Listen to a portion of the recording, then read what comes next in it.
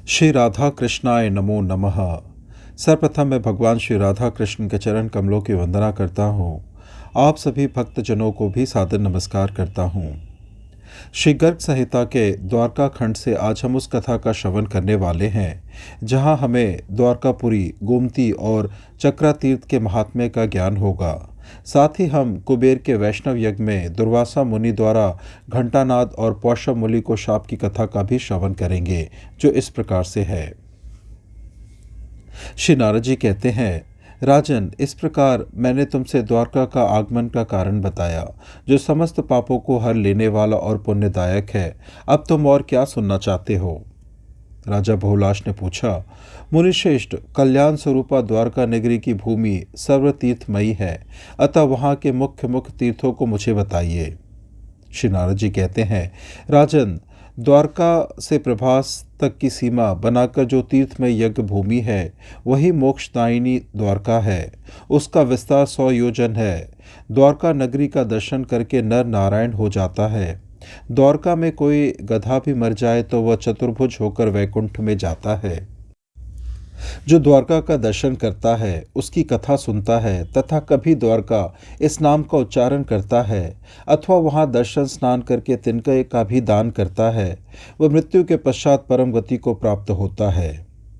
एक समय भक्त रैवत को प्रेमानंद में आकुल देख श्रीहरि ने उसे अपने स्वरूप का दर्शन कराया। उस समय उनके मुंह पर अश्रुधारा बह चली। भगवान के नेत्र बिंदुओं से महानदी गोमती प्रकट हुई, जिसके दर्शन मात्र से ब्रह्म हत्या जैसे पातकों से छुटकारा मिल जाता है। जो मनुष्य गोमती तट की पवित्र रज लेकर अपने सिर पर धारण करता है, वह 100 जन्मों के किए हुए पाप से तत्काल मुक्त हो जाता है। इसमें संशय नहीं है।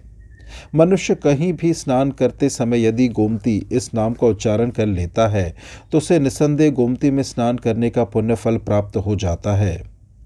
विदेहराज, जो मकर राशि में सूर्य के स्थित रहते समय माघ मास में प्रयाग की त्रिवेणी में स्नान करता है, वह 100 अश्वमेघ यज्ञों का पुण्य फल पा लेता है।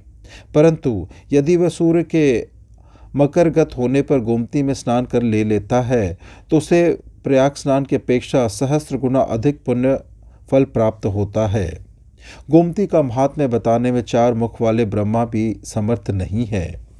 गोमती के चक्र तीर्थ में जो जो पाषाण है, वे सब के सब चक्र भाव को प्राप्त होते हैं, अतः उनकी यत्नपूर्वक पूजा करनी चाहिए।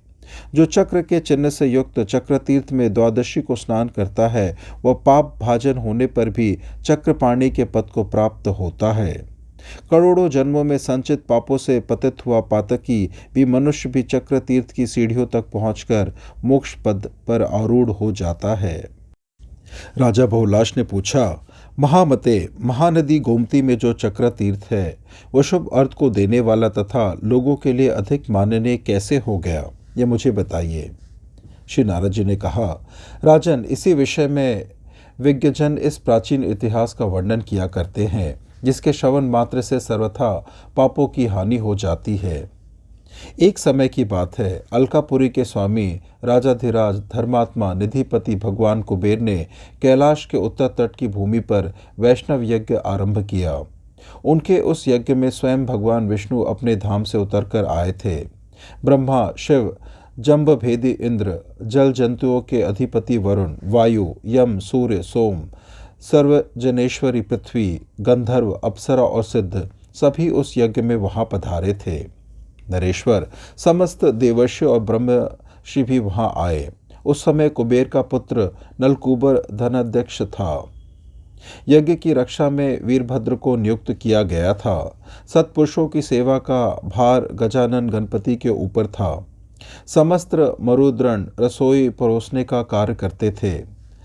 स्वामी कार्तिकेय धर्मपरायण रहकर सभा मंडप में समागत अतिथिजनों की पूजा सत्कार करते थे तथा घंटानाद और पाशामौली, ये दोनों कुबेर के मंत्री, जो संपूर्ण शास्त्र वेत्ताओं में सर्वश्रेष्ठ थे, दानाध्यक्ष बनाए गए थे।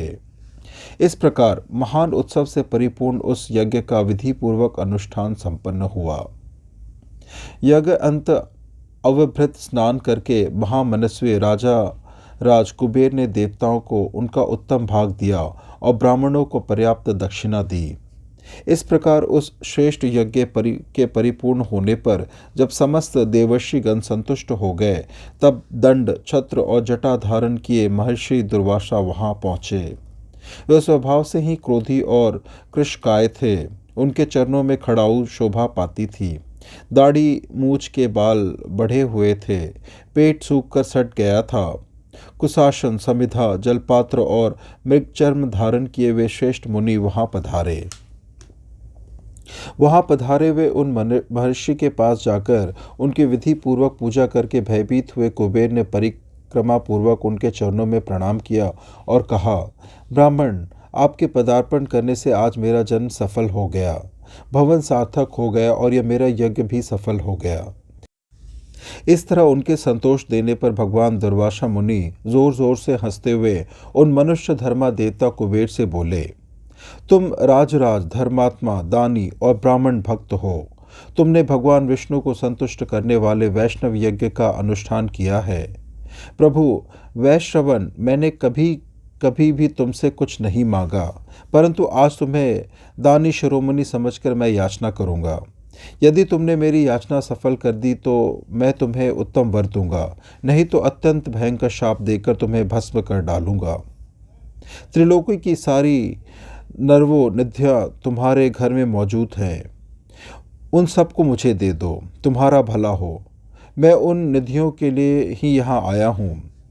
श्री नारद जी कहते हैं, राजन, यह सुनकर दानशील उदार चेता गैयों के स्वामी राजा राज ने उनसे कहा, बहुत अच्छा, आप मेरा प्रतिग्रह स्वीकार करें। इस प्रकार निधियों को दे डालने की चेष्टा करते हुए निधिपति कुबेर से उनके दानाध्यक्ष मंत्री घंटानाद और पार्श्वमौली लोभ से मोहित होकर बोले। उन दोनों ने कहा, यह लोभी ब्राह्मण अकेला ही तो है, सारी निधियां लेकर क्या करेगा? इसे 1 लाख दिव्य दिनार दे दीजिए, बाकी अपने पास रखिए।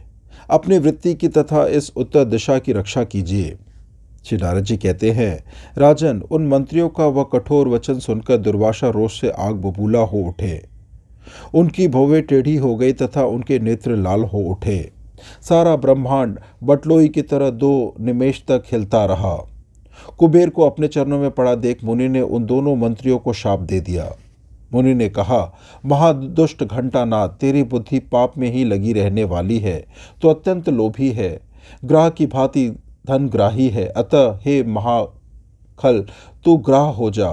पाप पूर्ण विचार रखने वाले पाशा मौले, तू भी धन के लोभ और मद से भरा हुआ है और हाथी की भांति प्रेरणा दे रहा है। अतः दुर्बुद्धे, तू हाथी हो जा। श्री नारद जी कहते हैं, राजन, उन दोनों को शाप दे कुबेर से निधि लेकर मुनिवर दुर्वासा ने पुनः कुबेर को अत्यंत दुर्लभ वर प्रदान किया। कुबेर, इस दान से तुम्हारे पास 100 निधियां द्विगुणित होकर आ जाए।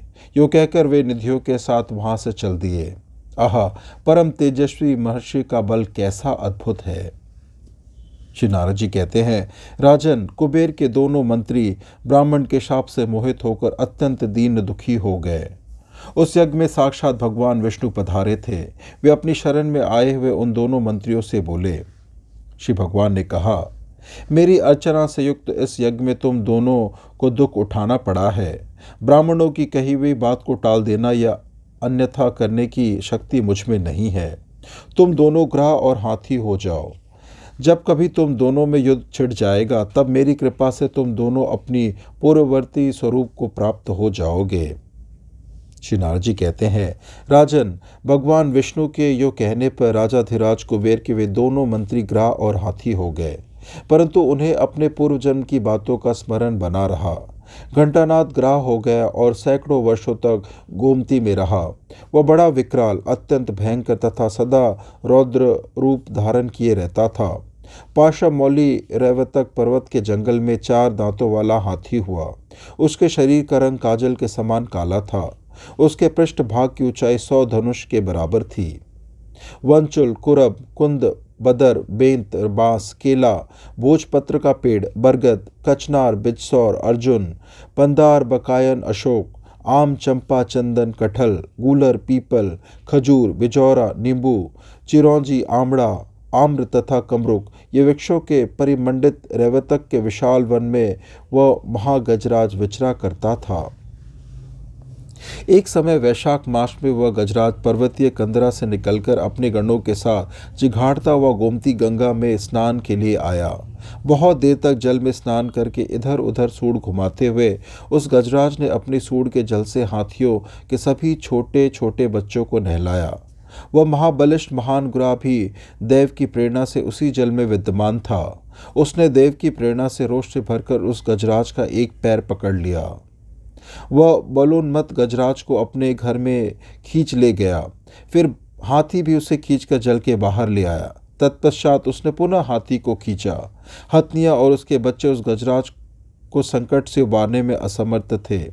इस प्रकार युद्ध करते और परस्पर एक दूसरे को खींचते हुए उन दोनों के 55 वर्ष व्यतीत हो गए। सत्पुरुषों के नेत्रों के समक्ष यह घटना घटित हो रही थी। इस प्रकार कष्ट में पड़कर कालपाश का वशीभूत हो पूर्व जन्म की बातों को स्मरण करने वाला वह महान गजराज प्रेम लक्षणा भक्ति से श्री हरि के चरणों का आश्रय ले उन्हीं का चिंतन करने लगा। गजेंद्र बोला, हे श्री कृष्ण, हे अर्जुन के सखा तथा हे श्याम शरीर धारण करने वाले देवेश्वर भगवान, आप श्री कृष्ण को मेरा नमस्कार है। हे पूर्ण प्रभु, हे परम पावन पुण्य कीर्ते, हे परमेश्वर, पाप के पाश में मेरी रक्षा करो प्रभु। श्री नारद जी कहते हैं, राजन, इस प्रकार ग्राह ने जिसका पैर पकड़ लिया था उस हाथी को अपना स्मरण करता जान दीन वत्सल श्री हरि गरुड़ पर आरूढ़ हो बड़े वेग से दौड़े आए। उन्होंने स्वयं ही गरुड़ से उतरकर दौड़ते हुए उस ग्राह पर चक्र चलाया। चक्र के वहां पहुंचने के पहले ही ग्राह का वह अद्भुत मस्तक उसके धड़ से कटकर अलग हो गया। जैसे दीनता के प्राप्त होते ही धन चला जाता है। इसके बाद वह चक्र गोमती के कुंड में महान शब्द करता हुआ गिरा। उसने वहां के समस्त प्रस्तर समूहों को चक्र से चिन्हित कर दिया। उसकी नेम की रगड़ से वहां कल्याणकारी चक्रतीर्थ प्रकट हो गया। राजन, उस चक्रतीर्थ के दर्शन से ब्रह्म हत्या तक छूट जाती है। मस्तक कट जाने से ग्राह ने अपना पूर्व रूप धारण कर लिया और श्री कृष्ण के अनुग्रह से उस हाथी का दिव्य रूप हो गया। फिर श्री हरि की परिक्रमा, नमस्कार और स्तुति करके हाथ जोड़े हुए वे दोनों कुबेर मंत्री पुनः अपने स्थान को चले गए। देवता लोग फूल बरसाते हुए जय जयकार करने लगे। भगवान प्रकृति से परे विद्यमान अपने साक्षात धाम चले गए। जो नरश्रेष्ठ चक्रतीर्थ की इस कथा को सुनता है वह चक्रतीर्थ में स्नान करने का फल पाता है, इसमें संशय नहीं है। जो एकाग्रचित हो गज और ग्राह की इस पुण्यमयी कथा को सुनता है उसके बुरे स्वप्न नष्ट हो जाते हैं तथा निश्चय ही उसे अच्छे स्वप्न दिखाई देते हैं। उस मनुष्य को श्री कृष्ण के अनुग्रह से विष्णुपद की प्राप्ति होती है। इस प्रकार से आज की यह उत्तम दिव्य कथा यहीं संपन्न होती है। कथा श्रवण करने के लिए और अपना बहुमूल्य समय देने के लिए आपको धन्यवाद। श्री राधा कृष्णाय नमो नमः।